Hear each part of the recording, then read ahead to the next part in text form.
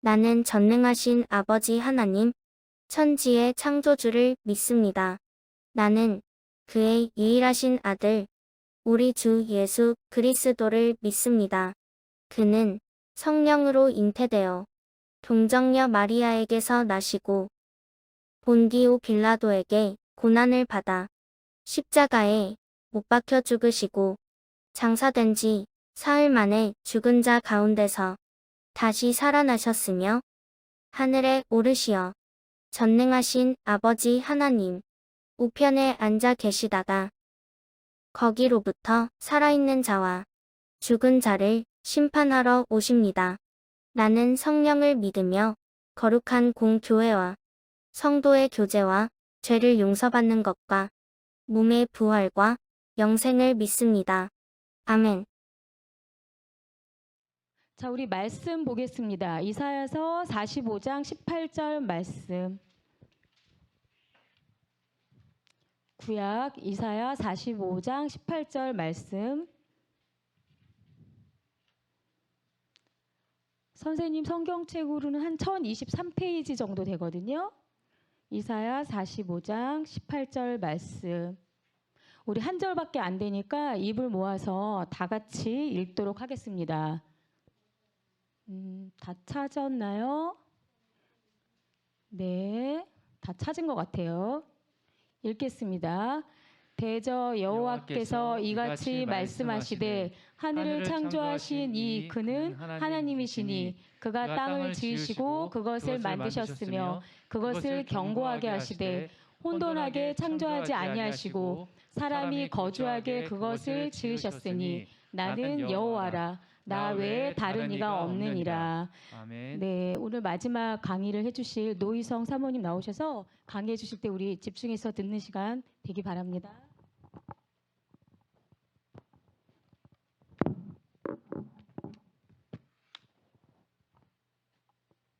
자, 우리 친구들.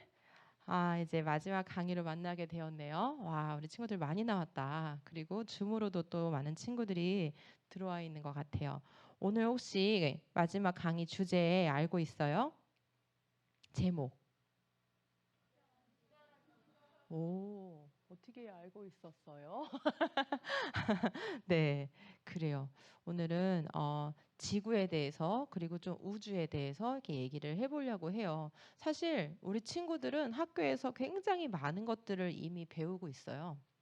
근데 그 배우는 것하고 배우는 거는 아는 거잖아요. 그죠? 예. 배우는 거는 아는 거고 그 다음에 하나님은 뭐 하는 거예요? 굳이 말하자면 뭐라고 얘기하고 싶어요? 공부는 배우는 거고 하나님은 믿는 거죠. 그죠? 예. 근데 우리가 믿는 거라고만 생각하면은 조금 곤란해요. 하나님은 우리가 믿는 분이시지만 또 알아가야 되는 분이에요. 그리고 하나님이 하나님 자신을 우리에게 알려주시기 위해서 우리에게 뭘 주셨다 그랬죠? 선생님이 맨 첫날 그 얘기부터 시작했는데 혹시 알아요? 기억나요?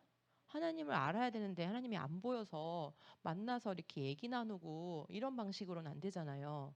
그죠? 그럼 내가 편지 쓰면 하나님이 나한테 또 답장도 써주시고 그러면 좋은데 또 그런 방식으로도 안 되잖아요. 그래서 하나님이 우리에게 하나님을 알려주시기 위해서 뭘 주셨다 그랬죠? 그쵸. 성경 말씀을 주셨다 그랬어요. 하나님이 직접 알려주시는 거죠. 그런데 만약에 세상에서 뭐 스티브 잡스나 아니면 플라톤이나 소크라테스처럼 세상에서 똑똑하다고 하고 훌륭하다고 하는 그런 사람들이 뭐 우리보다 좀 똑똑할 것 같아요. 그죠? 또 천재들도 있잖아요. 아인슈타인 같은 천재들도 있어요. 그런 천재들이 하나님은 이런 분입니다. 이렇게 써가지고 우리한테 알려주면 그게 100% 하나님에 대해서 알려주는 걸까요? 그렇지 않겠죠. 왜냐하면 적어도 우리는 뭘 알고 있어요? 이 세상에서 가장 똑똑하고 천재라고 하는 그런 많이 안다고 하는 사람보다 하나님이 훨씬 훨씬 크시고 훨씬 훨씬 지혜로우신 분이라는 것을 알 수 있죠. 알죠? 예. 그래서 얼마큼 지혜롭냐, 얼마큼 위대하냐라고 했을 때 하나님한테는 우리가 어떤 표현을 쓰냐면 무궁하다. 무궁하다가 뭔 말인지 알아요? 끝이 없다는 뜻이야. 끝이 없어. 영원하다는 거죠. 그죠? 예. 끝이 없을 만큼 능력이 있으시고 끝이 없는 지혜를 가지신 분이기 때문에 우리 같은 사람은 아무리 사람 중에 훌륭하고 똑똑하고 위대한 사람일지라도 하나님에 대해서 정확하게 알 수가 없어요. 그렇기 때문에 하나님은 우리에게 하나님을 알려주시기 원했다면은 직접 알려주셨겠죠. 내가 너희한테 내가 누군지 직접 알려줄게. 그렇게 해서 주신 책이 바로 성경책이기 때문에 우리 하나님을 믿는 것이지만 하나님을 또 아는 것이어야 돼요. 근데 믿는 것과 아는 것이 서로 다르면 안 돼. 같아야 되는 거예요. 그죠? 예. 믿고 아는 것이 서로 다른 것도 많아요. 그런데 하나님은 진실하신 분이고 진짜야. 그야말로 진짜. 하나님은 진짜기 때문에 우리가 믿는 것하고 아는 것이 따로따로 되지 않아요. 같은 분인 거예요. 그래서 하나님이 천국에 있다면 진짜 있는 거고 하나님이 지옥에 있다면 진짜 있는 건 거예요. 그래서 믿는 것과 아는 것이 같아야 되는데 문제는 뭐냐면 우리가 학교에서 배우는 그리고 세상에서 가르쳐준 지식 중에 굉장히 많은 부분은 좋은 지식이에요. 그런데 일부분 사람들은 다 완전한 사실을 알 수가 없기 때문에 그렇죠? 우리가 완전한 걸 알 수가 없어. 완전한 걸 알 수 없기 때문에 그 안에는 거짓된 것도 포함되어 있고 잘못된 것도 포함되어 있단 말이죠. 그런데 우리가 그걸 분별을 하지 못하면 어떻게 될까요? 하나님을 믿는 것과 아는 것에 나쁜 영향을 주게 되는 거예요. 그래서 이렇게 우리가 학교에서 굉장히 많은 것들을 배우고 있어요. 우리 친구들이. 그리고 공부도 열심히 하잖아요. 그렇죠? 예.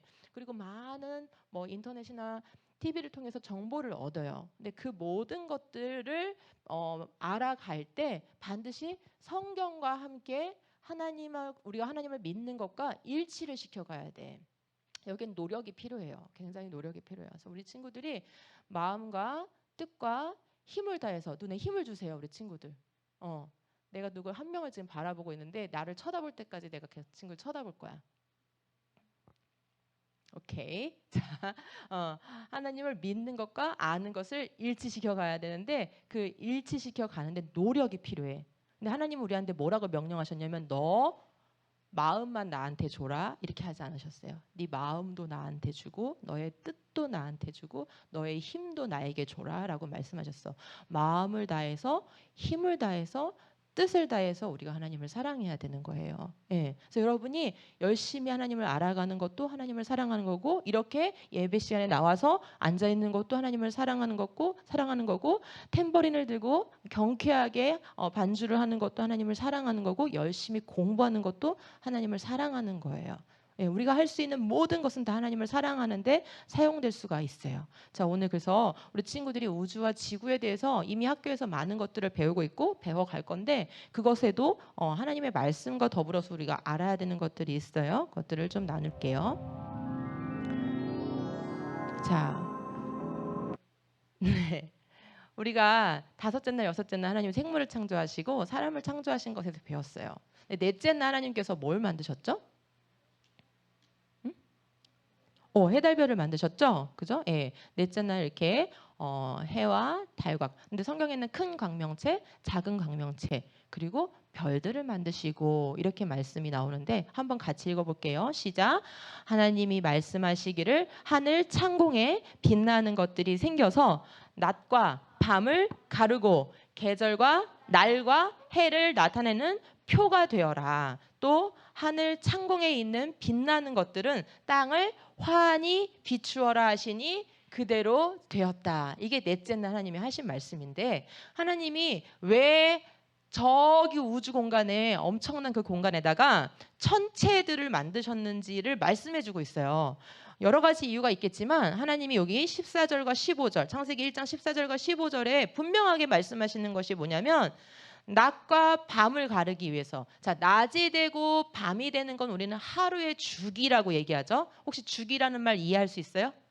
주기. 시간이 반복적으로 돌아오는 거를 주기라고 얘기를 하는 거예요. 아침이 되고 다음 날 또 다시 아침이 됐는데 거기까지 얼마큼 걸려요 시간이? 24시간. 그렇지. 이게 똑같이 만약에 오늘은 24시간인데 내일은 30시간 걸리고 다음 날은 60시간 걸리면 이건 주기라고 안 해요. 똑같은 시간 패턴으로 반복되는 걸 우리는 주기라고 얘기를 하는데 하나님이 지금 뭐라고 말씀하시냐면 내가 천체들을 만든 이유는 말이야. 주기를 만들기 위해서야. 뭐가 반복되는 주기? 낮과 밤이. 그래야 낮에 우리 활동하고 밤에는 어떻게 해요? 쉴 수 있어요. 우리는 낮에 이렇게 여러분 혹시 지금 밤 막 12시, 1시까지 핸드폰 들고 있는 그런 친구들 있으세요? 우리 몸은 어둡게 해서 자야 돼요. 빛에 노출되면서 자면은 피곤이 안 풀리게 되어 있어요. 예. 그러니까 밤에는 어둠 가운데서 푹 자야 되는 거야. 낮에는 밝음 가운데서 활동을 해야 되는 거야. 이 주기를 하나님이 우리의 건강한 몸을 위해서 만드신 거예요. 그리고 또 뭐가 돌아온대? 계절이 돌아오게 하신대. 봄, 여름, 가을, 겨울. 그죠? 날이 바로 오늘 지금 얘기했던 하루죠. 낮과 밤이 반복되는 거, day, 날. 그다음에 해는 year, 그죠? 1년이 돌아오게 만드는 거. 이렇게 시간을 주기적으로 우리가 측정할 수 있게 하기 위해서 천체를 만드셨다고 얘기를 하고 있고, 그다음에 우린 또 뭐가 필요해요? 강합성을 하려면 빛이 필요하죠. 그죠? 우리가 여기서 지구에서 얻는 에너지의 대부분은 태양 빛으로부터 오게끔 하나님이 만드셨어요. 왜? 지구에서 우리가 모든 활동들을 하고 일을 하려면 에너지들이 필요하니까 그 에너지를 공급하시기 위해서 또 빛을 창조하셨다라고 말씀을 하시는 거예요. 그래서 지금 넷째 날 하나님께서 태양을 만드시니까 첫째 날부터 있었던 지구가 태양을 중심으로 돌게 됐다고 그랬었죠? 예, 그래서 1년이란 주기가 반복되게 하셨고, 그리고 달을 만들어서 달이 지구를 중심으로 돌게 하셔서 한 달이라는 주기를 만들게 하셨고, 그래서 우리가 월, 그치? 1월, 2월, 월이라고 얘기할 때 월이 달이죠. 그 한 달 한 달을 계산하면서 살아갈 수 있도록 하셨고, 지구가 자전하면서 낮과 밤이 반복되게 하셔서 하루라는 주기를 만들어 주신 거예요. 이거에 따라서 우리는 시간을 재면서 살아가는 거예요. 자, 그런데 아시죠? 우리 친구들. 지금 이런 모습은 우리가 볼 수 있는 모습이에요, 아니에요?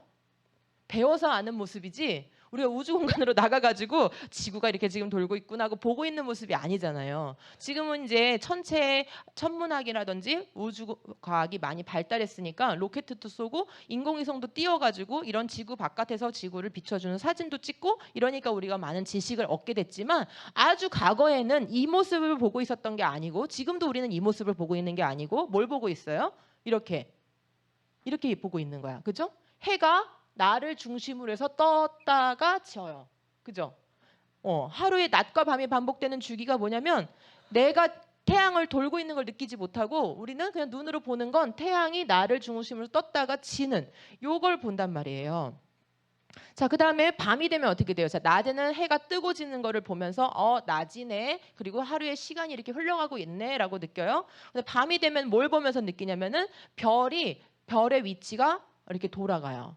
북쪽 하늘에서는 이렇게 빙 그르르 돌아가고 남쪽 하늘에서는 이렇게 무지개처럼 돌아가고 동쪽 하늘에서는 이렇게 사선을 그리면서 별의 위치가 이동을 해요. 이걸 보면서 시간이 흘러간다는 것을 우리는 느껴요. 사실 만약에 하늘이 깜깜하고 아무것도 없으면 우리는 시간이 흐르는 걸 느낄 수가 없어요. 그럼 시간이 뭐야? 시간이? 그죠? 시간이 뭔지 사실 아무도 몰라요. 그런데 우리는 시간이라는 것 속에 살고 있고 시간을 재면서 째깍째깍째깍 여러분 시계가 있어서 시간이 있는 거예요? 시간이 있어서 시계를 만든 거예요? 그렇죠. 똑똑해 역시.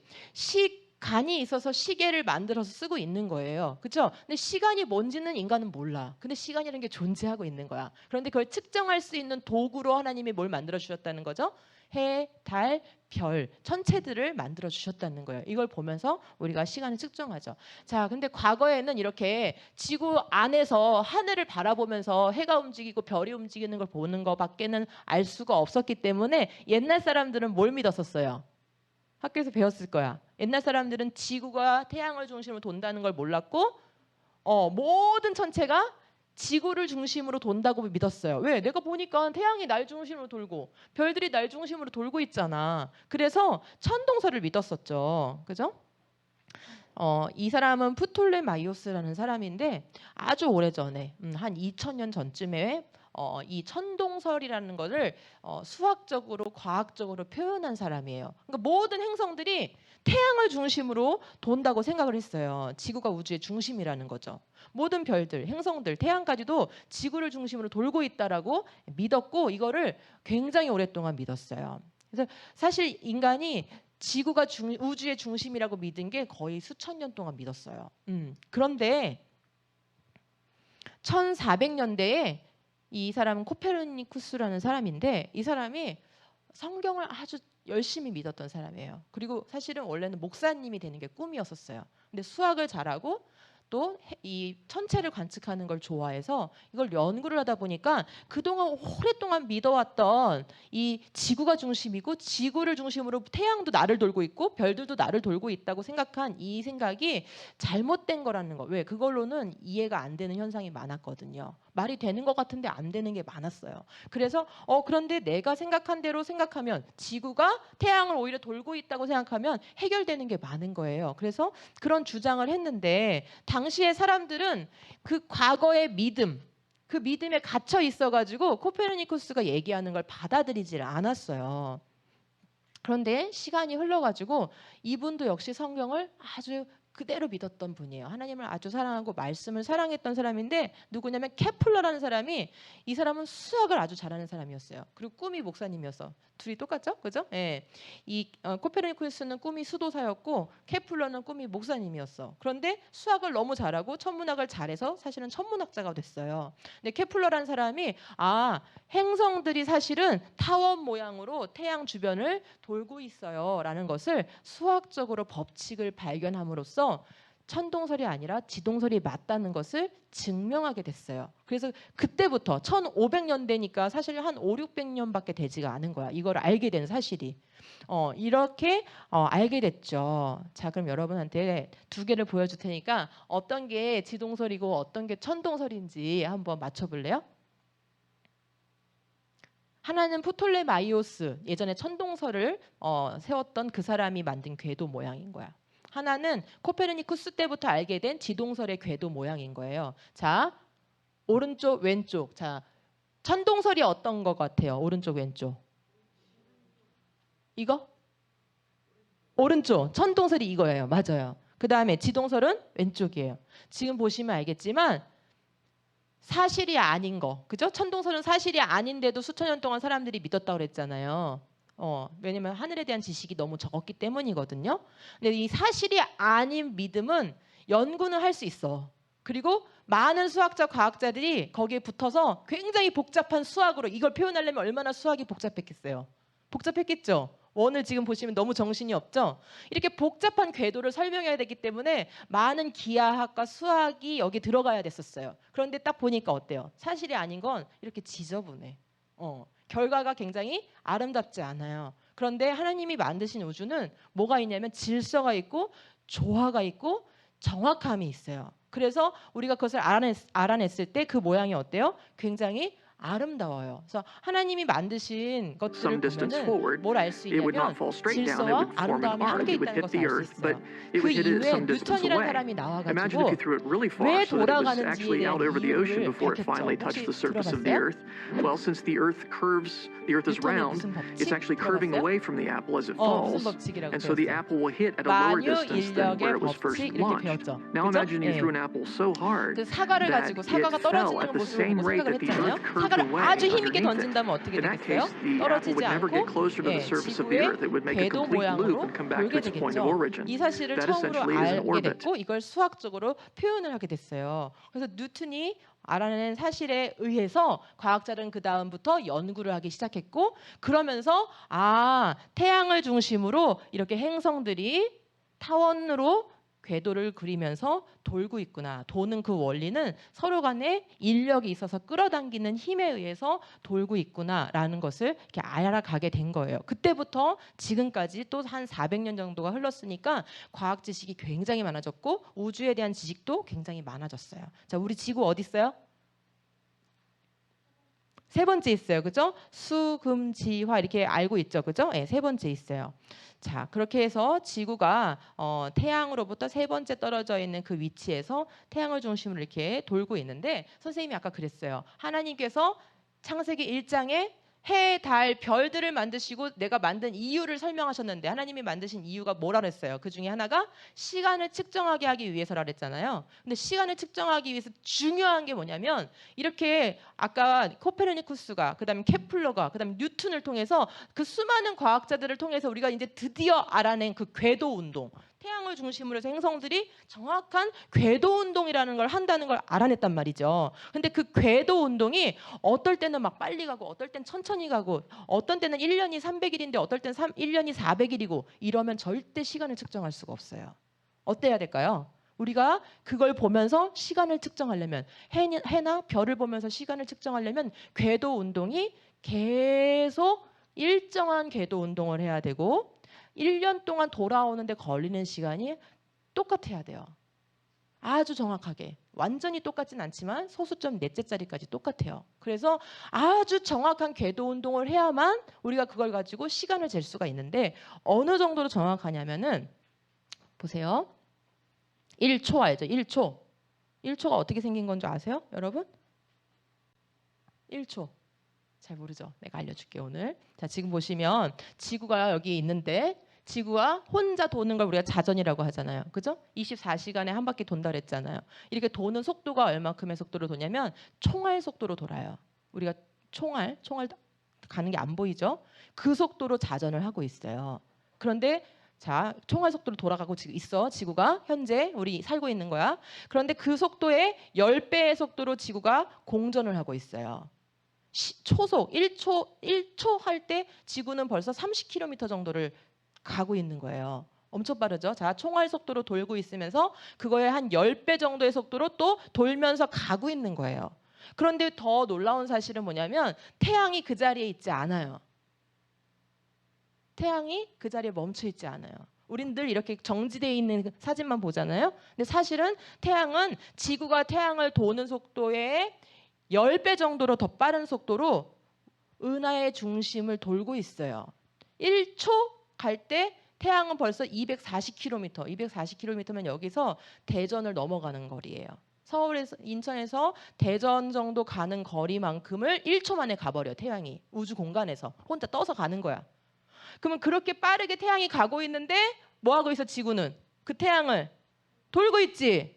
그런데 나는 또 뭐 하고 있어? 총알 속도로 돌고 있지. 근데 그거의 10배 속도로 또 공전을 하면서 그거의 10배 속도로 가고 있는 태양을 따라가면서 돌고 있는 거예요.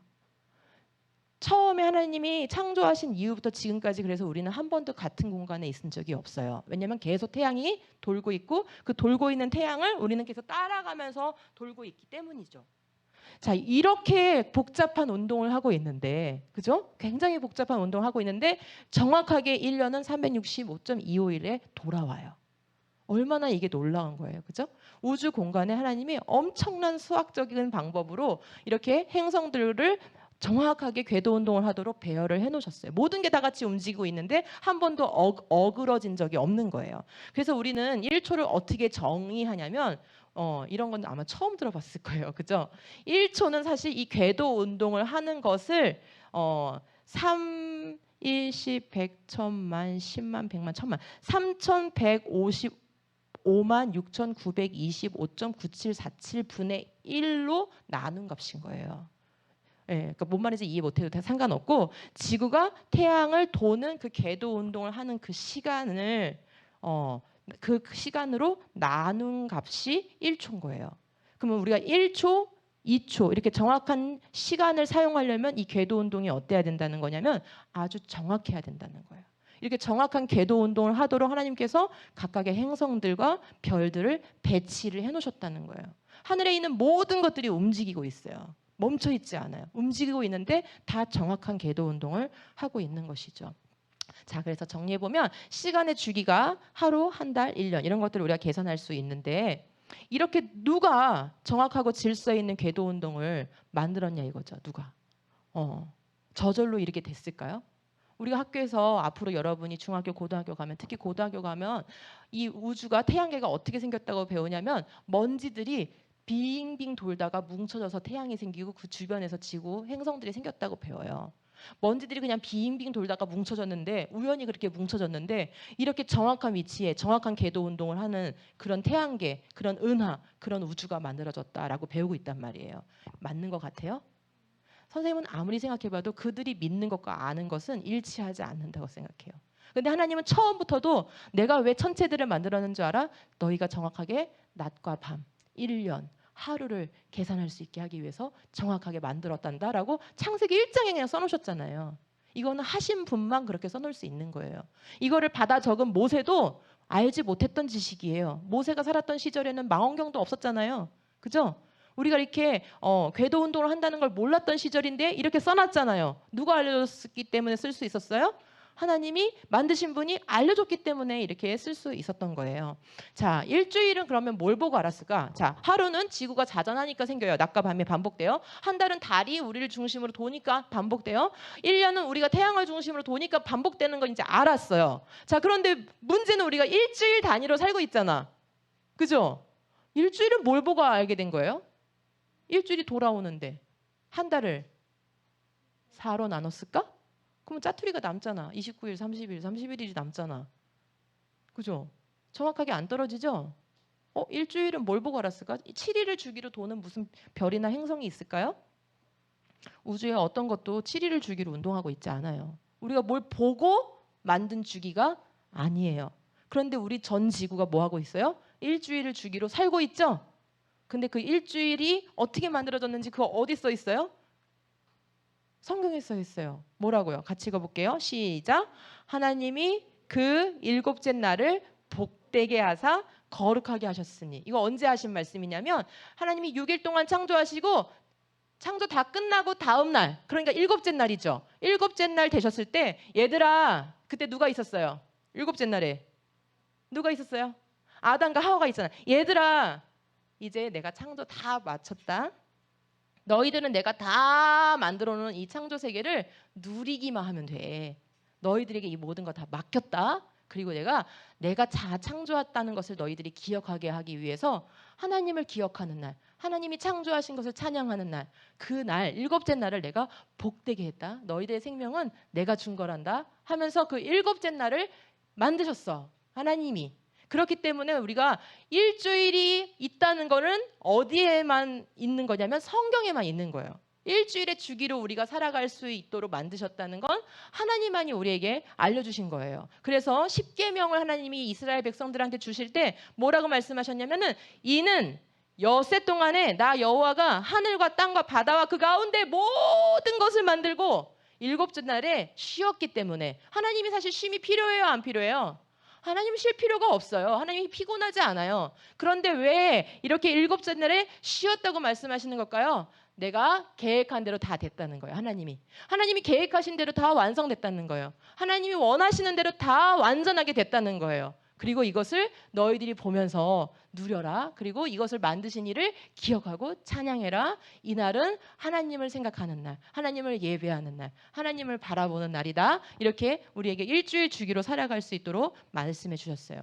자, 아까 선생님이 뉴턴까지 얘기했는데 그 이후로 시간이 흘러가면서 우리는 우주에 대한 지식이 굉장히 많아졌고 우주가 굉장히 거대하다는 걸 알게 됐어요. 이런 은하 하나에, 우리도 은하 안에 있죠. 이런 은하 하나에 별이 수천억 개가 있어요. 그런데 이렇게 수천억 개의 별이 있는 이런 은하가 다시 우주에 수천억 개가 있어요. 그러니까 이 우주 공간에는 이런 은하들이 수천억 개가 있는데 그 은하 하나에 또 별이 천억 개씩 있는 거야. 그러니까 어마어마한 물질과 에너지, 그지? 그리고 어마어마한 공간이 있다는 걸 알게 돼요. 그리고 망원경으로 이것들을 들여다보면서 그 빛으로부터 정보를 얻어가지고 그림을 그려보면 이렇게 아름다운 별들과 성운, 성단 이런 것들이 이루어져 있어요. 그래서 우주가 얼마나 거대한지를 우리가 알고 있죠. 이런 우주가 거대하다는 것을 우리가 볼 때마다 와, 지구는 보잘것이 없어. 이렇게 생각하기가 쉬워요. 자, 지금 선생님이 여기 그림이 띄워놨는데 여기 태양이 있고 지구가 있거든요. 지구가 어디 있어요? 까만 점 하나 보여요? 그게 지구예요. 만약에 태양 옆에다 지구를 갖다 놓으면 저 정도 크기밖에 안 돼요. 태양 안에 지구가 100만 개 들어갈 수 있는 크기가 태양이에요. 그러니까 이렇게 우리가 우주에 대한 지식이 많아지고 우주가 굉장히 광대하다는 것을 알게 되면 하나님을 안 믿는 사람들은 어떻게 표현하냐면 지구는 보잘것이 없어. 이 우주가 얼마나 큰데 지구는 먼지 티끌에 불과해. 이렇게 생각할 수가 있어요. 근데 그런 생각은 잘못된 생각이에요. 자, 어쨌거나 한번 크기를 비교해 봅시다. 태양 옆에 지구가 저렇게 있죠? 근데 이 태양도, 지구한테는 이렇게 큰 태양도 지금 누가 태양일까요? 이거 우리 은하에 있는 별인데, 우리가 살고 있는 이 은하 속에 있는 별이에요. 아크투루스라는 별인데 태양 옆에 가면은 아크투루스 이렇게 커요. 태양의 100배 정도 커요. 자, 그다음에 또 한번 가볼까요? 그 아까 아크투루스예요. 이게 아크투루스, 이 큰 거, 이 큰 별이 베텔기우스라는 별 옆에 가면 요만해요. 그거에 또 한 100배 정도 커요. 이 베텔기우스도 이 슈퍼 자이언트라는 별 옆에 가면 요만해요. 그렇죠? 예. 우리 은하에 이런 별들이 있어요. 우리가 살고 있는 은하 안에만.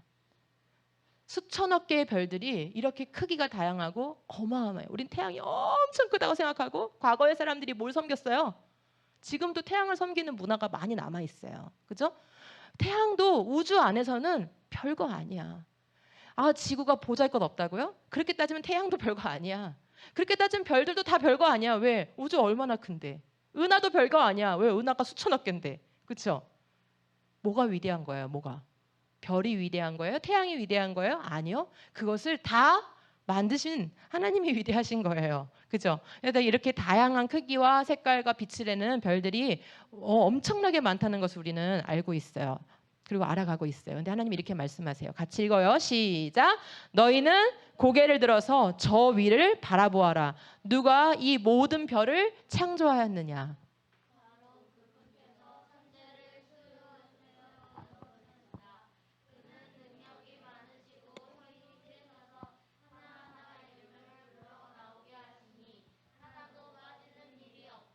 네, 이사야서에서 하나님이 아주 직접적으로 물어보시는 거예요. 너네 이 모든 별들 누가 만들었다고 생각해? 그런데 하나님께서 뭐라고 하셔요? 그 별들, 그렇게 많은 별들, 은하가 수천억 개, 그 은하 안에 천억 개의 별들이 있는데 그 숫자를 하나님이 일일이 세서 뭐라 그랬어요? 하나하나 이름을 불러서 하나도 빠지는 일이 없다라고 말씀하세요. 만드신 분이시니까 당연히 그 정도는 하실 수 있는 거죠. 그렇죠? 예.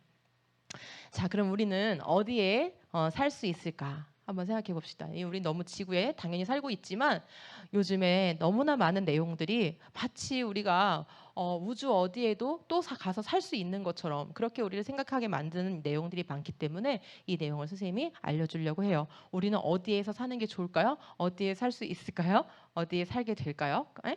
자, 지금 여기가 우리의 위치예요. 우리 은하는 이렇게 아름답게 생겼어요.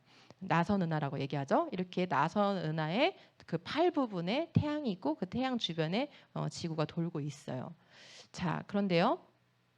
지구가 또 태양계 속에 있잖아요. 이 태양계 속에 아까 우리가 말한 것처럼 세 번째 행성이고 그 뒤로 우리를 지나고 나서 그러니까 수, 금, 지, 화 있고 그 다음부터 목, 금, 토, 천, 해 이쪽은 굉장히 커다란 행성들이 있어요. 바깥쪽에. 그래서 우리 바깥쪽에는 거대한 행성들이 돌고 있는데 이게 우연일까? 이것도 굉장히 중요한 부분이에요. 왜냐하면 우주 바깥쪽에서 태양계 바깥쪽에서 운석이나 소행성 같은 것들이 이렇게 가끔씩 날라올 수 있어요. 태양 쪽으로. 왜냐하면 태양이 무거우니까 그 중력에 의해서 끌려 들어오는 거거든요. 날라올 수 있어요. 그럼 날라오다가 만약에 이게 바깥쪽에 목성 같은 엄청 거대한 행성이 없으면 어떻게 되는지 망원경으로 실제 관측한 적이 있어요. 우리가 많이 생각은 했지만 실제로 본 거는 이때가 처음인데 1997년에 전 세계 망원경으로 목성을 보고 있는 가운데서 이런 일이 벌어졌어요.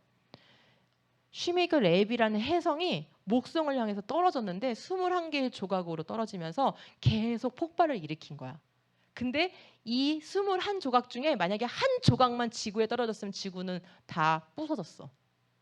목성이 워낙 크니까 이 정도 떨어져도 아무렇지도 않았던 거고 만약에 이게 지구에 떨어졌으면 완전히 지구는 폭파당할 정도예요. 그렇게 혜성이나 소행성 같은 것들이 이렇게 태양계 바깥쪽에서 이렇게 날아오다가 중력에 의해서 만약에 지구로 떨어져 버리면 지구는 엄청난 재앙을 맞게 되는 건데 지금까지 우리가 잘 살고 있는 거 보니까 그런 일이 있었던 것 같아? 없었던 것 같아? 그런 일이 없었던 것 같죠?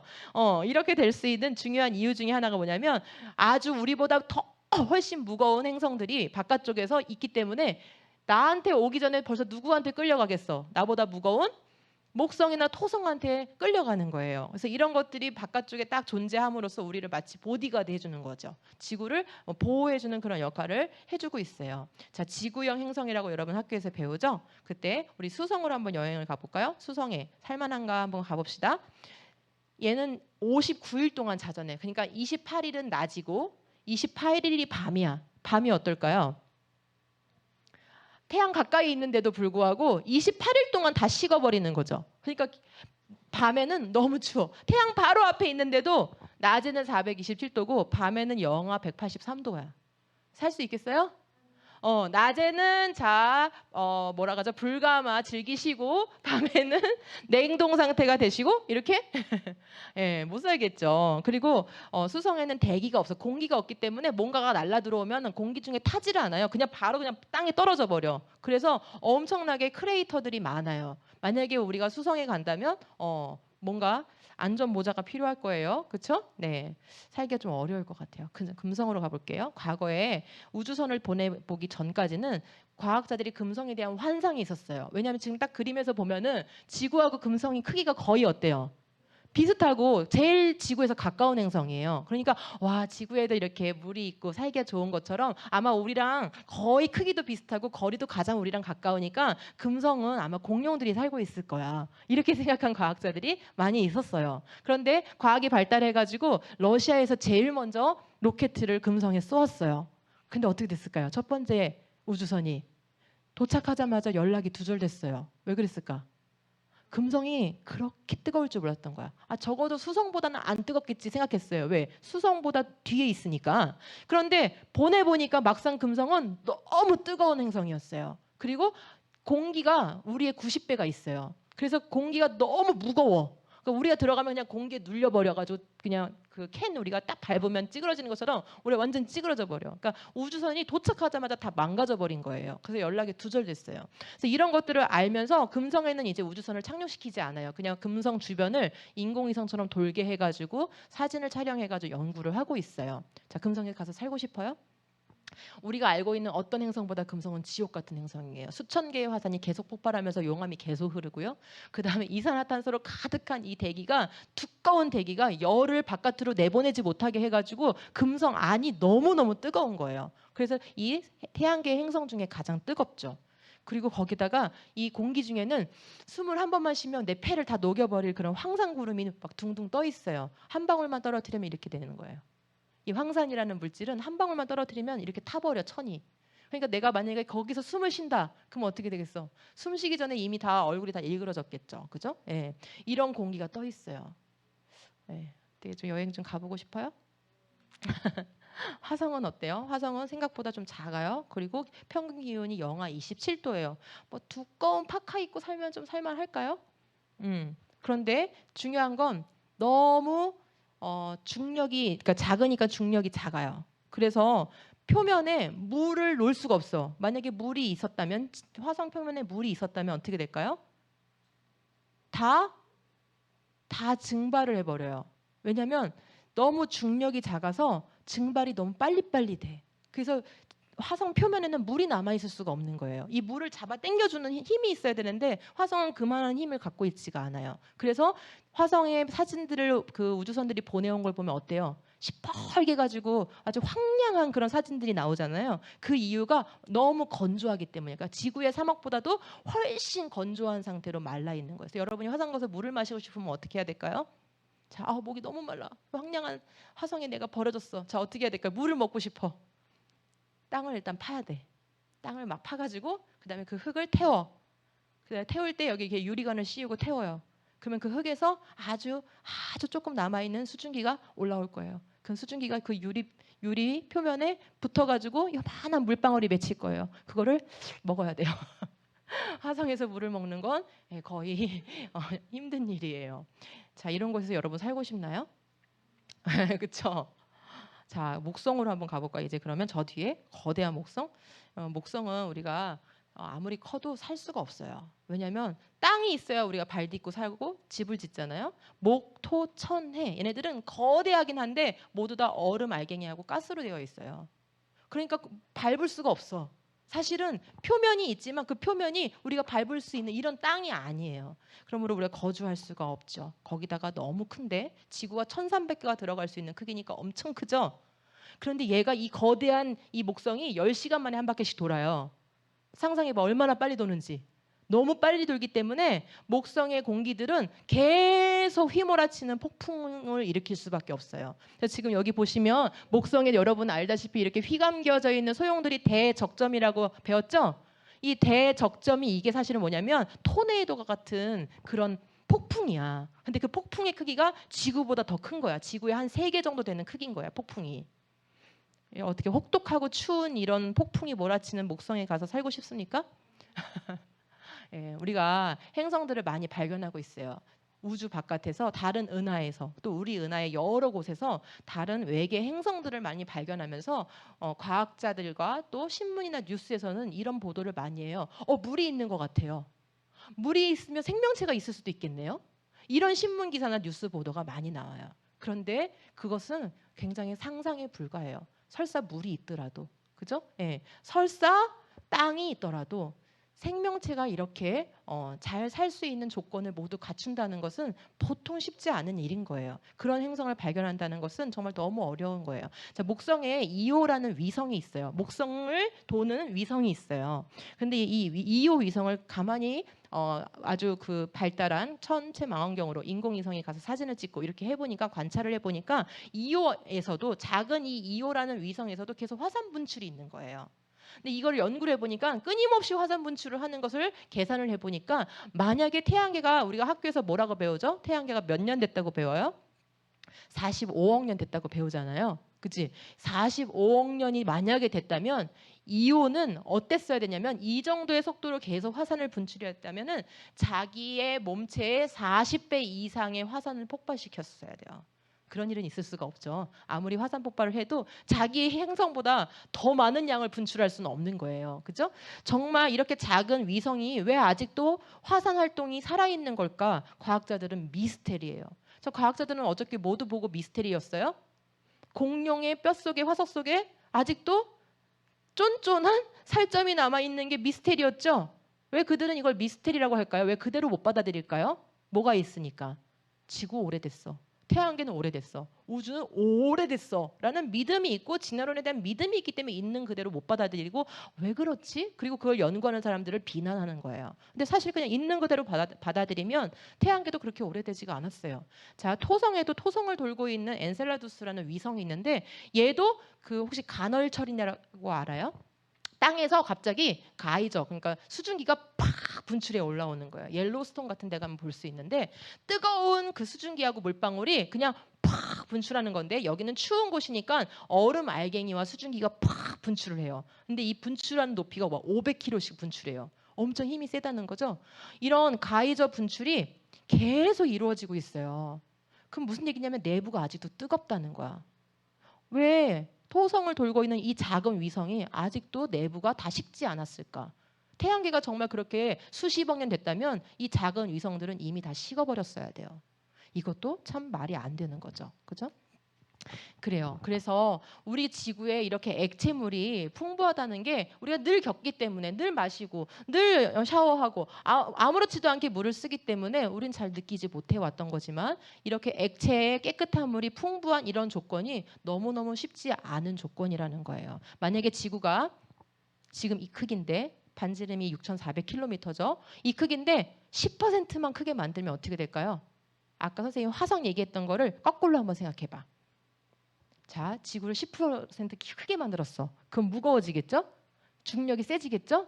그러면은 잡아당기는 힘이 세요. 지구 표면에 있는 물들이 증발을 하지 못해요. 물이 만약에 있어도 증발이 안 되면 뭐가 안 돼요? 바다에만 물이 있는 거야. 구름을 통해서 비를 내리지 못해. 그럼 우리가 마실 물은 육지는 없는 거야. 그러니까 바다에는 물이 많은데 육지는 건조한 상태로 있게 되는 거죠. 그러니까 10%만 커져도 안 되는 거야. 그럼 반대로 10% 줄여볼까? 어떻게 되겠어요? 그지? 이제 여러분 다 알았어 이제. 그지? 중력이 작아져가지고 있던 물이 다 날아가 버려. 그럼 이제 지구는 그냥 황량한 사막이 되는 거예요. 살 수가 없어요. 물이 이렇게 액체물이 존재한다는 게 굉장히 중요하네요. 뭐까지 정확해야 돼? 지구의 크기와 중력까지, 그 무게까지도 정확하게 이 모양이어야 되는 거예요. 자, 그래서 또 위치도 중요하죠. 너무 가까워지면 다 물이 말라버리겠죠. 너무 멀리 가면 물이 다 얼어버리겠죠. 액체물이 존재하기 위해서는 지구는 반드시 지금의 크기, 지금의 중력으로 지금의 자리에 존재하고 있었어야 되는 거예요. 여기에서 정확한 궤도 운동을 해야만 우리가 이렇게 1년을 계산하면서 살아갈 수가 있는 거예요. 이게 다 우연일까요? 이렇게 한 달이 만들어지는 이 달은 우리한테 한 달을 계산하게만 하는 게 아니에요. 이 달이 정확한 크기와 정확한 위치로 여기서 돌고 있어요. 우리한테 38만 킬로미터 떨어져 있는데 이 위치에 있어야 돼요. 만약에 좀만 더 가까워지면 어떻게 될까요? 달이 10%만 가까워지면 우리는 어떻게 하면 되냐면 하루에 2번씩 높은 곳으로 대피하면 돼요. 밀물 썰물이 굉장히 커져요. 우리한테 조금만 더 달이 가까웠다면 밀물 썰물 일어날 때마다 물이 육지 안으로 깊이 들어오게 돼요. 바닷물이. 그래서 우리는 하루에 2번씩 대피를 해야 돼. 그렇지 않죠, 우리 그죠? 예. 지금 그 크기로 그 자리에 있어서 우리를 돌아야 지금 적당한 이 정도의 밀물 썰물을 일으킬 수가 있어요. 달과 지구 사이에서 잡아당기는 힘 때문에 밀물 썰물이 일어나는 건 알고 있죠? 예. 이게 적당하게 이루어지기 때문에 바다가 끊임없이 산소가 공급이 되고 바다 안에 끊임없이 생태계가 유지가 되는 거예요. 바다가 없으면 그리고 바다에 수많은 그런 생물들이 없다면 우리가 이렇게 또 잘 살 수가 없겠죠. 태양도 굉장히 중요해요. 태양이 아까 우주의 수많은 별들 중에 하나라고 했잖아요. 그런데도 굉장히 독특하다는 걸 알게 됐어요. 과학자들이 태양만 30년을 관측한 그 천문대가 있어요. 맥마스라는 천문대에서 태양만 30년을 연구를 했는데 뭘 알게 됐냐면 굉장히 안정하다는 걸 알게 됐어요. 자, 태양이 1초에 얼마큼의 에너지를 방출할 것 같아요? 태양이 얼마큼 에너지를 뿜어낼 것 같아? 1초에 방출하는 에너지가 10억 개의 서울이나 뉴욕 같은 그런 큰 도시들이 사용할 수 있는 에너지를 방출해요. 단 1초 만에. 얼마나 강력한 에너지를, 많은 에너지를 뿜어내는지 알겠죠? 근데 이런 태양이 조금만 화가 나가지고 팍 폭발을 해버리면 우리는 흔적도 없이 구워져 버리게 돼요. 근데 실제로 태양과 비슷한 크기의 많은 별들은 뭐가 있냐면 슈퍼 플레어라는 게 있어요. 플레어가 뭐냐면 이렇게 태양의 표면에서 이렇게 불꽃이 이렇게 올라오는 거예요. 그건 자기장 활동 때문에 일어나는 건데 슈퍼 플레어는 뭐냐면 일반적으로 발생하는 그런 불꽃보다 막 몇백 배 크게 이렇게 슈퍼 플레어가 일어나는 거야. 근데 대부분의 태양과 비슷한 크기의 별들, 다른 우주에 있는 별들은 슈퍼플레이어를 다 갖고 있어요. 그런데 이상하게도 지난 30년 동안 연구를 해보니까 태양은 늘 일정한 정도의 변화만 있지, 변하긴 변해요. 온도도 약간씩 변하고 불꽃의 크기나 이런 활동들도 달라져요. 그런데 슈퍼플레어처럼 그렇게 갑자기 막 큰 그런 불꽃이 생기지 않아요. 그런 폭발이 일어나지 않는다는 것을 알게 됐어요. 자, 지금 여태까지 이 지구의 역사 가운데서 태양의 슈퍼플레어가 한 번이라도 있었을까요? 없었을까요? 너무 쉬운 질문이야. 이랬더니 생각 오래 하면 안 돼. 있었을까요? 없었을까요? 없었겠죠. 한 번이라도 있었으면은 지구는 이 슈퍼플레어에 완전히 오븐처럼 바싹 구워져 버리게 돼요. 다시는 생명체가 살 수가 없는 그런 황량한 행성이 되었을 거예요. 한 번도 없었다는 것을 알려주는 거예요. 왜 이렇게 태양은 일정하고 안정되게 우리에게 에너지를 주고 있을까요? 이것도 우연일까요?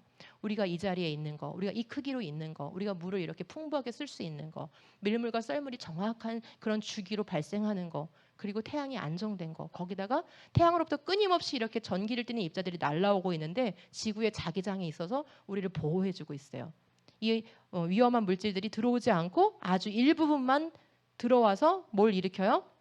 오로라를 일으켜요. 태양으로부터 태양풍이 계속 날아오는데 그것이 그냥 바로 지구로 들어오면 우리는 아무 전기 제품도 쓸 수 없어요. 바깥에도 그냥 나다닐 수가 없어요. 그냥 빛처럼 전기를 띠는 입자들이 막 떨어진다고 생각하면 돼요. 그런데 우리는 그런 지구에 살고 있지 않죠. 왜요? 자기장이 지구 바깥에서 우리를 보호해주고 있기 때문이에요. 그뿐이에요. 대기 중에는 또 뭐가 보호를 해주고 있어요? 태양으로부터 오는 강한 빛인 자외선을 막아주는 뭐가 있어요? 오존층이 있죠. 이런 것들이 다 우연일까요, 여러분? 이 모든 것들이 다 갖춰져야만 지구에 생명체가 살 수 있어요. 이 중에 한 가지만 빠져도 안 되는 거예요. 위치가 여기가 아니거나 크기가 이게 아니거나 자기장이 없거나 오존층이 없거나 이 중에 그 무엇 하나만이라도 빠지면 생명체가 이렇게 살 수가 없었던 거예요. 자, 지구의 대기도 참 특이해요. 아까 금성에는 어떤 공기가 있다 그랬어요? 이산화탄소만 가득한데 거기에 한 방울만 묻으면 옷이 다 타버리는 그런 황산구름 같은 게 있다 그랬죠? 만약에 지구에 아무리 좋은 기체가 많지만 만약에 그렇게 우리한테 해로운 기체가 있다면 어떻게 되겠어요? 아무리 이로운 기체가 있다 한들 우리가 방독면을 끼지 않으면 숨을 쉴 수 없었을 거예요. 그런데 지구에는 특이하게도 다른 행성과 달리 유해한, 우리가 숨을 쉬었을 때 우리를 해롭게 하는 그런 기체가 원래 포함되어 있지 않아요. 그리고 질소와 산소가 주 성분이에요. 그리고 광합성을 하기 위한 이산화탄소가 딱 알맞은 만큼 존재해요. 그래서 지구의 공기 성분을 보면 질소가 78%, 산소가 21%죠. 산소가 21%인 것도 뭔가 특이해요. 왜냐하면 우리가 산소를 18% 정도로 낮추잖아요. 그럼 어떻게 되냐면 인간이 현기증이 나고 구토가 나고 면역력이 떨어지고 그런 상태로 계속 살게 되면은 목숨을 유지할 수가 없어요. 그럼 21% 이상으로 한 24% 정도 올리면 어떻게 될까? 산소를 21%인데 현재 한 24%쯤으로 올리면. 그러면 자, 산불이 났어요? 그럼 어떻게 될까요? 119가 출동해서 불을 꺼야 되죠? 출동했어요. 이미 다 탔어요. 자, 아침에 엄마가 밥하려고 불을 켜요. 자, 가스불을 탁 켰어요. 어떻게 될까요? 불꽃이 와, 이렇게 올라와요. 너무 재밌겠죠? 네. 우리가 해피 버스데이 투 유 하면서 우리가 케이크 초를 키잖아요. 그것도 산소가 21%이니까 하는 거예요. 만약에 16%, 15% 이렇게 산소 그 농도가 낮으면 우리는 케이크 촛불도 킬 수가 없어요. 네. 산소 21%가 이렇게 유지되는 게 우리한테 딱 알맞는 농도예요. 이것도 우연이에요, 여러분? 왜 지구에만? 하필 왜 지구에만 이렇게 되어 있는 거죠? 아까 말한 것처럼 금성에는 이렇게 황산들이 막 떠 있단 말이에요. 대기에.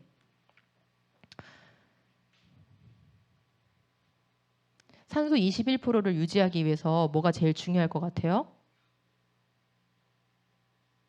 혹시 알아요?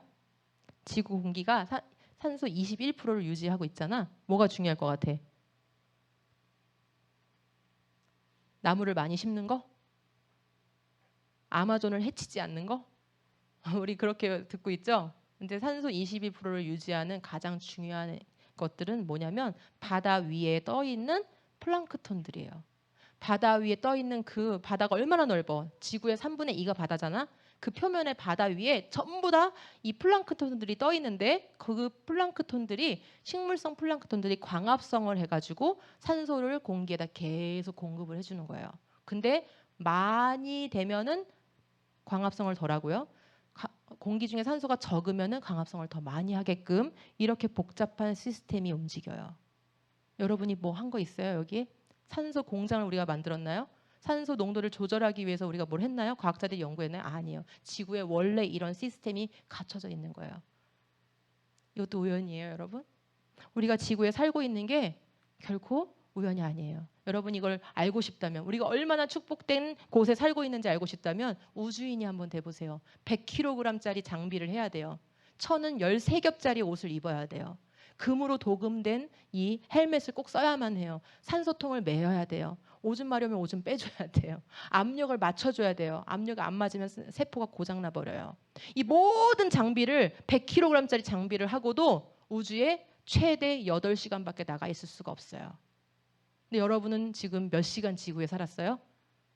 이런 모든 장비 필요 없이 우리는 자유롭게 계속 살고 있잖아요. 왜? 이 모든 게 저절로 갖춰져 있었으니까.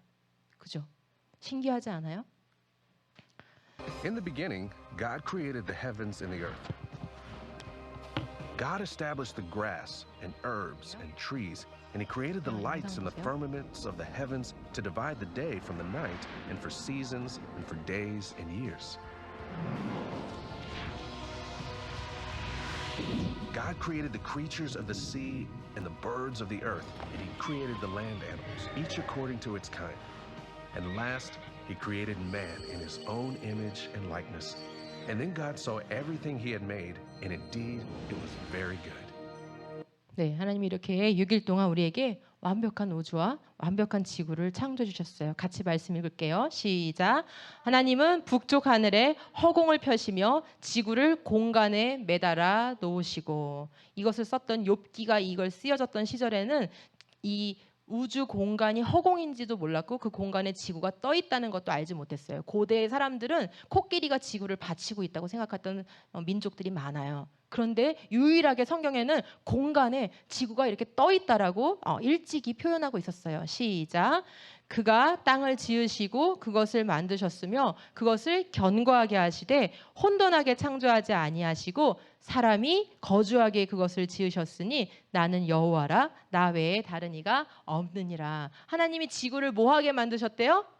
혼돈하게 만들지 않으셨어. 질서 있게 조화롭게 아름답게 우리가 살기 좋게. 그래서 사람이 거주하게 이 지구를 특별하게 만드셨다라고 말씀하고 계세요. 그분이 바로 우리가 믿는 여호와 하나님이라고 말씀하세요. 여러분, 지구가 특별하죠? 그런데 선생님은 특별한 지구라는 제목이 마음에 솔직히 안 들어요. 예, 특별한 지구가 아니라 사실은 어떤 지구예요? 이 엄청난 광대한 우주 속에 하나님이 하나님의 형상인 사람이 살도록 유일하게 만드신 유일한 지구예요. 저는 이렇게 얘기를 하고 싶어요. 자, 같이 읽어봅시다. 시작. 만물이 그로 말미암아 지은 바 되었으니 지은 것이 하나도 그가 없이는 된 것이 없느니라. 여러분, 이 모든 만물을 누가 지으셨대요? 그가 누구야? 하나님이신데, 하나님 맞는데 요한복음 1장 3절이다. 누구를 소개하는 곳이냐면 요한복음 1장은 예수 그리스도를 소개하는 곳이에요. 자, 그러니까 만물이 그로 말미암아 지은 바 되었으니 누가 지으셨다는 거예요? 예수님이 지으셨다는 거예요. 누가 없이는 된 게 아니라는 거예요. 예수님이 다 하셨다는 거예요. 자, 이 우주 만물, 이 지구, 이 모든 것을 창조하신 분이 바로 예수님인데 예수님이 구원하시기 위해서 이 땅에 오셨다는 거예요. 그러니까 우리가 믿는 예수님은 누구세요? 창조주 하나님이세요. 창조주 하나님이 사람의 모양이 돼서 이 땅에 오셨다는 거예요. 자, 그런데 하나님이 뭐라고 말씀하셨냐면 이거죠. 모든 하나님을 잃어버린 모든 민족들은 다 해, 달, 별을 섬겼어요. 그래서 그들의 나라의 국기를 보면 다 뭐가 그려져 있어요? 해나 달이나 별들이 그려져 있죠. 그대로부터 하나님을 잃어버린 민족들은 태양이 너무 위대해 보이는 거야. 별들이 너무 위대해 보이는 거야. 그죠? 근데 하나님은 우리들에게 이렇게 말씀하셨어요. 이스라엘 백성들에게 다른 신들을 찾아가서 섬기며 내가 명하지 않은 해나 달이나 하늘의 모든 천체에 엎드려 절하는 사람들이 생길 거야. 근데 이렇게 하면 너희들 내 백성이 이렇게 하면 어떻게 하라고 하셨을 것 같아요? 혹시 알아요? 예. 그 다음 절을 보니까 성문 바깥으로 끌어내어 돌로 쳐서 죽여라라고 하셨어요. 해, 달, 별 섬기면 하나님이 죽이라고 하셨어요. 왜 그럴까요? 이게 왜 이렇게 중요한 문제일까요? 또 하나님이 죽이라고 하신 명령이 있어요. 뭐 어기면 또 죽이라고 했어요? 이스라엘 백성들한테 안식일, 일곱째 날마다 쉬는 이 안식일을 어기면 죽이라고 했어요. 왜 그랬을까요? 해달별 섬기고 안식일 어기는 게 그렇게 중요한 거예요? 왜 중요할까요? 이거를 어기는 순간 사람은 뭘 잃어버리게 돼 있냐면 창조주 하나님을 잃어버리게 돼 있어요. 그래서 창조주 하나님을 기억하게 하기 위해서 안식일을 지키게 하신 거고 일주일에 한 번씩 우리가 예배를 드리게 하신 거고 하나님을 기억하게 하신 거예요. 그리고 절대로 눈에 보이는 것들을 섬기지 못하게 하신 거예요. 자, 그런데 이렇게 창조하시고 이 땅에 오셨던 예수님께서 장차 내가 다시 오실 거라고 말씀하시면서 이런 말씀을 하셨어요. 자, 이제 마무리를 해볼게요. 같이 읽읍시다. 시작. 그리고 해와 달과 별들에서 징조들이 나타나고 땅에서는 민족들이 바다와 파도의 성난 소리 때문에 어쩔 줄을 몰라서 괴로워할 것이다. 그 징조가 뭐냐면 시작. 사람들은 세상에 닥쳐올 일들을 예상하고 무서워서 기절할 것이다. 하늘의 세력들이 흔들릴 것이기 때문이다. 여기서 하늘의 세력들이 바로 아까 말했던 해, 달, 별, 천체들인 거예요. 그러니까 예수님이 오시기 전에 징조가 있을 건데 그 사인이 뭐라는 거예요? 해, 달, 별들, 우주에 있는 이런 것들이 흔들려 버릴 거라는 거예요. 정확한 궤도 운동을 하도록 만들어 놓으셨는데 하나님이 다시 오실 때, 예수님이 다시 오실 때에는 그 모든 법칙들이 뭔가 문제가 생겨서 우주에 뭔가 문제가 생겨서 얘네들이 흔들리게 될 거라고 얘기를 하고 있어요. 이런 일이 만약에 일어난다면 여러분 어때요? 여러분 무서워하겠어요? 기절하겠어요? 여기 있잖아요. 사람들은 세상에 닥쳐올 일들을 예상하고 무서워서 기절해버릴 거라 돼 있잖아요. 왜? 세상이 끝날 거니까. 근데 여러분 어떻게 할래요? 이런 일을 보게 된다면, 여러분이 살아있을 때 이런 일을 보게 된다면 어떻게 하실래요? 무서워서 도망가겠어요? 굴 속으로 피하겠어요? 아니에요. 하나님을 믿지 않는 사람들은 무서워서 기절해버릴 정도로 너무 두렵겠지만 너희들, 나를 믿는 너희들은 자 같이 읽읍시다. 시작. 그때 사람들은 인자가 큰 권능과 영광을 띠고 구름을 타고 오는 것을 볼 것이다. 예수님이 구름 타고 다시 오실 것을 너희들은 보게 될 것이다 라고 얘기하고 있어요. 그리고 너희의 머리를 들어라 라고 말씀하고 계세요. 왜? 너희들의 구원이 가까웠기 때문이다 라고 얘기하고 계세요. 이 말씀을 믿나요? 네, 우리가 지난 3일 동안, 지난 토요일과 어제와 오늘 이렇게 3일 동안 하나님의 창조에 대해서 이렇게 알아봤어요. 이 우주 만물 모든 것, 하늘과 땅과 그 안에 있는 이 모든 것들은 위대하신 우리 하나님께서 지으신 거고 그분이 우리의 아버지신 거예요. 우리는 그분의 형상인 거예요. 그런데 우리가 범죄해서 죽을 수밖에 없게 됐을 때 생명이신 하나님께로부터 끊어졌을 때 하나님은 어떻게 하셨어요? 창조주이신 분이 이 땅에 직접 오신 거예요. 그리고 그런 곳은 지구밖에 없어요. 다른 곳에 인간이나 또는 어떤 지적인 생명체나 또는 어떤 무슨 ET 같은 존재가 살고 있는 게 아니에요. 왜요? 하나님이 다시 예수님께서 구원하시기 위해서 다시 이 지구로 오시겠다고 약속하셨잖아요. 그리고 그땐 뭐 한다 그랬어요? 이 우주에 있는 것들, 그것들이 흔들려 버릴 거라고 했잖아요. 만약에 우주 어딘가에 외계인 같은 존재가 살고 있다면 어떻게 되겠어요? 그렇게 말씀하시지 않았겠죠? 그죠? 오직 하나님의 관심은 이 우주에서, 이 광대한 우주에서 어디에 있는 거예요? 이 지구에 있는 거예요. 왜? 이 지구에 누가 살고 있으니까? 하나님의 형상이 살고 있으니까. 하나님의 관심은 이 우주에서 오직 여러분인 거예요. 하나님을 믿는 여러분들이 하나님을 끊임없이 사랑하고 하나님을 끊임없이 바라보고 하나님만이 나의 구원자라고 고백하고 있다면 세상에 무슨 일이 생겨도, 다시 말하면 해, 달, 별들이 흔들릴 정도의 일이 생겨도 우리는 끄떡없는 거예요. 그분이 우리를 구원하실 거니까요. 기다려지세요? 기다려지면 아멘 해봅시다. 기다려지세요? 네, 이것을 믿고 기다리고 내가 중학교를 가도 고등학교를 가도 대학교를 가도 또 취업을 해도 애기 엄마가 되고 애기 아빠가 돼도 어떤 일이 벌어져도 하나님을 떠나지 않고 교회를 떠나지 않고 하나님만을 바라보는 사람이 되겠습니다. 이렇게 고백하는 여러분들이 되기 바랍니다. 아멘. 예, 기도하고 마치겠습니다. 기도합시다. 기도할 때 엎드리지 마세요. 우리 친구들이 이제 슬슬 초등학교 고학년이 되면 기도 시간에 엎드리는 사람들이 생기고 중학교 가서 예배 드리면 기도 시간에 엎드려버리는 친구들이 참 많아요. 그리고 예배 시간에 핸드폰 쓰는 친구들이 생겨요. 이렇게 위대하신 창조주 하나님 앞에, 그죠? 이 우주에서 지구를 보고 계시고 지구에서 여러분을 보고 계시고 여러분의 예배를 받으신다는 것이 우리가 감사해야 될 일인 거야. 하나님이 우리한테 감사할 일이 아니야. 맞지? 우리가 감사해야 될 일인 거야. 그 위대하신 분이 왜 나 같은 사람의 예배를 받으셔? 그렇죠? 기도 시간에 태도를 바꾸지 마세요. 여러분이 대학생이 돼도 고등학생이 돼도 하나님은 그렇게 하찮은 분이 아니에요. 우리의 위대하신 아버지예요. 자, 같이 기도합시다. 하나님 감사합니다.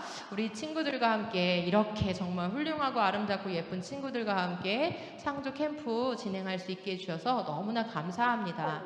하나님께서 얼마나 우리를 사랑하시는지, 우리를 위해서 이 지구를 특별하게 창조하시고 또 이렇게 특별하게 사람을 위해서 만드신 다음에 지금까지 우리를 구원하시기 위해서 지금까지 하나님께서는 아들을 우리에게 주시기까지 이렇게 우리를 사랑해 주셨다는 것을 기억합니다. 그리고 예수님께서 우리에게 다시 오시겠다고 분명하게 약속하신 것을 기다립니다. 하나님, 우리가 떨리는 마음으로 설레는 마음으로 예수님 오실 것을 기다리겠습니다. 기다리고 또 기다리겠습니다. 그 기다리는 믿음이 결코 변하지 아니하고 끊임없이 하나님을 사랑하는 그 믿음으로 살아갈 수 있도록 도와주세요. 예수님의 이름으로 기도합니다. 아멘. 하늘에 계신 우리 아버지, 아버지의 이름을 거룩하게 하시며 아버지의 나라가 오게 하시며 아버지의 뜻이 하늘에서와 같이 땅에서도 이루어지게 하소서. 오늘 우리에게 일용할 양식을 주시고 우리가 우리에게 잘못한 사람을 용서하여 준 것 같이 우리 죄를 용서하여 주시고 우리를 시험에 빠지지 않게 하시고 악에서 구하소서. 나라와 권능과 영광이 영원히 아버지의 것입니다. 아멘.